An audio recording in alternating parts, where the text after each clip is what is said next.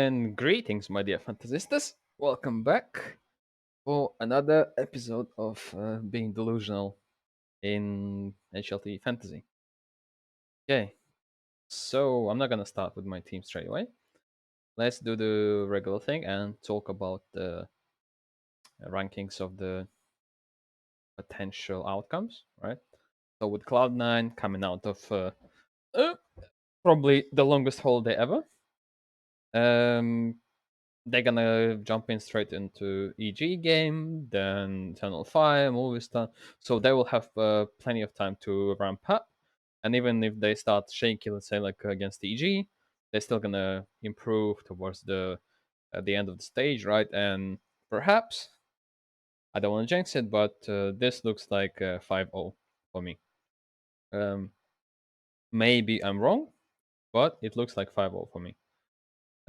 If we're talking about Liquid, then they will be having kind of similar thing, right? They also gonna be playing for the all eggs, right, at the same time, which means that potentially uh, the hardest game is gonna be against Furia, and this game gonna decide if they're actually gonna go for potential 5-0 or they're gonna get screwed up and most likely gonna end up with the 3-2 or maybe 4-1. Let's say they still kind of lose to Furia. There's still a chance to kind of beat Cloud9, and maybe there's gonna be like tiebreaker or whatever. Like maybe there's gonna be like three teams to go for like 3-2 or whatever. Because like if it's look at the Group C, uh, anything is possible apart of a kind of Heat like probably advancing, and I think even that is still a possibility um, at this stage. So let's go back to Group D, and Liquid is probably still a team number two, right? Together with Cloud9. And now the toughest team, right? The toughest team, in my opinion, is Furia. Uh, they have a kind of same scenario as Liquid has, right? They're facing two teams that shouldn't really be a threat to them. Eternal Fire, yeah, we all love Xantares and Voxic, but I don't believe in them. I'll be completely honest. I love how they trying to keep that legacy of Turkish scene, like the kind of Brazilian Eternal Fire is Imperial, but like like another Last Dance, right? Which doesn't really work that well. Yes, they qualified for major, they played the major, but nothing else. Okay, so Furia, same expectations as Liquid, right? And whoever wins this game has a chance to not really has a chance, but most likely gonna go second, right? This should be undisputed, right? Um, if we're talking about who can surprise, then Movistar with the new guy as an opera. I'll be completely honest. I haven't even seen a single game of them with a new lineup, but we can check. Okay, as you can see, right? They're losing to Eclot, they're losing to SC, Bait. So their results are poor. Let's be honest. They downgraded. So my expectation is probably, unfortunately for me, Movistar Riders going dead last. If we're talking about Eternal Fire right now, then what are their options, right? Furia, Cloud9, EG, maybe like there's a chance against EG. Most likely it's going to be like 50-50 game. Then Liquid, and then Movistar Riders. I don't know what to say. It's like they look cursed, right? Let's say they most likely gonna lose first two games. Then against EG, it's like a 50-50 game, but most likely even against EG, if everyone plays well on EG roster, probably no chance. Maybe they can beat the Tunnel Fire in the last game, which not gonna decide anything.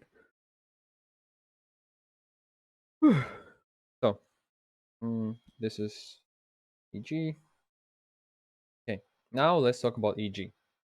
Cloud9 first game, Liquid second game, right? Most likely they lose in both of these games. At least I expect them to lose against Cloud9 100%. In terms of Liquid, mm, with Yekinde, they kind of established their playstyle, which EG can exploit. And with the Malek returning to tactical coach position, I believe they actually can surprise us, right? And if they're actually working hard and not screwing up, then this might be their chance to show that they're not complete waste. That there's a light for them, right? Because if we look at complexity with the new Oppa, they're actually quite decent. They look last event they beat Navi. Right now they beat Astralis. They still have a chance to qualify. Maybe you can expect something similar from EG.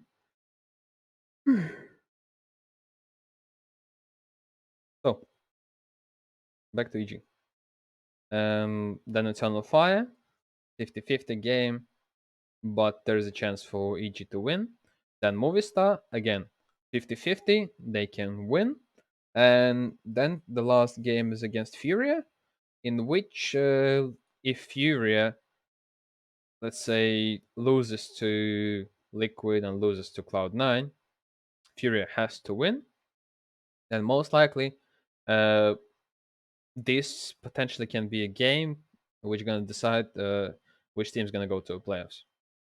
Because potentially they both can have 2-2 at this stage, and this can be a decider. Um, so yeah. With that said, let's try to build our team. So let me just make it clear: Cloud9 first, Liquid or Furia second, and then, in my opinion, EG gonna fight for the third spot, right? Because in this group, uh, by the potential, EG has more potential than Eternal Fire or Movistar at the moment, right? I know many people probably gonna laugh at me, but it is what it is.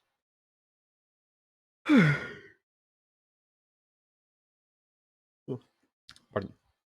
Yes, I know I'm yawning a lot. Yes, I'm an old man. I'm tired. All right, so let's start with some underrated picks, which probably, if you believe in the team, you must have. And the first one is Safety. I think that's one of the most underrated picks at the moment. Next one, if we look at the stats, is probably Hex, because this kid kind of came in strong and he's performing really well. If we look at the matches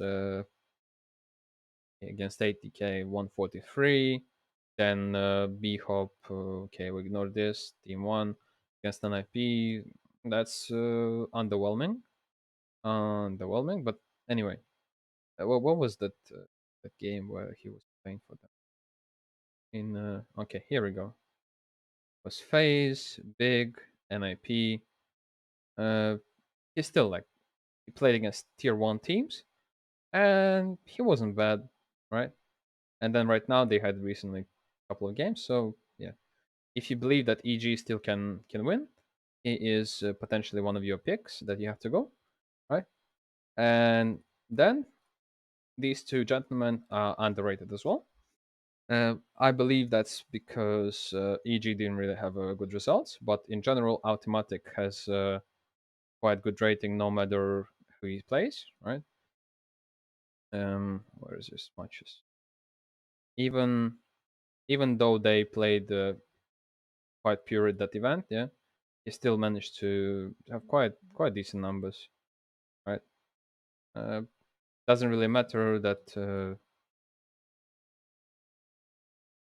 they didn't qualify or whatever, but still, it makes sense, right? And if we look like tier 2, tier 3, plus 20, plus 13, I guess B Hope, still good numbers, right?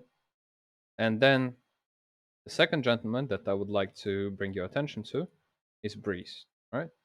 Breeze. for this price with his current performance, where he goes 114, 122, 158, 123, 180. Yes, it's an A, right? But at least that's a good sign, right? That he's recovering.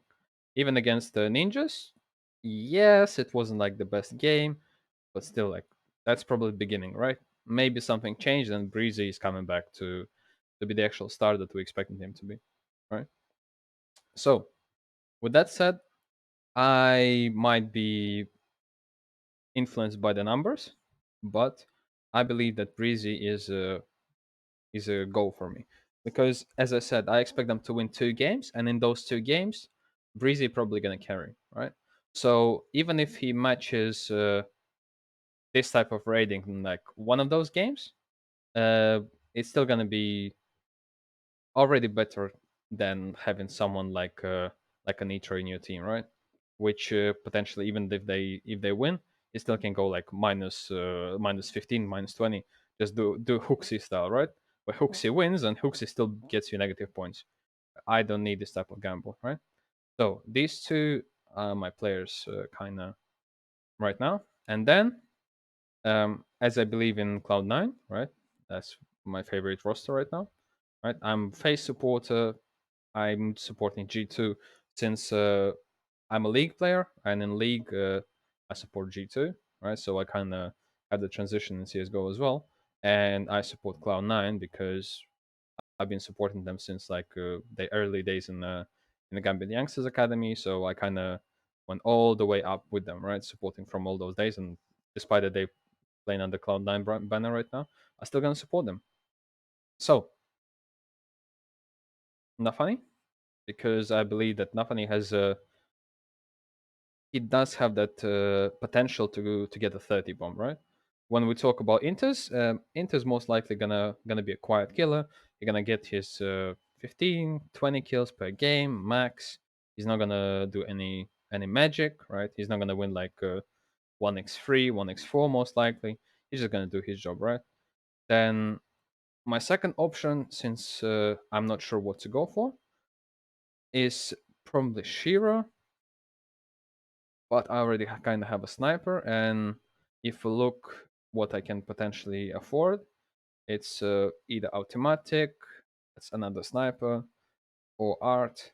If I go for automatic, then I kind of exclude myself from that on the club where I believe in liquid. So potentially this team is a delusional EG fan, right?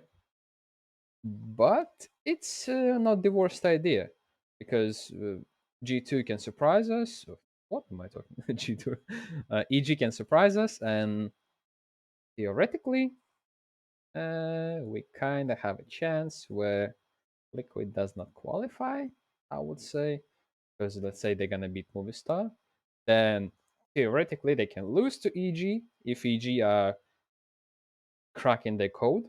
Then Liquid has a game against Furia, which they potentially can lose as well.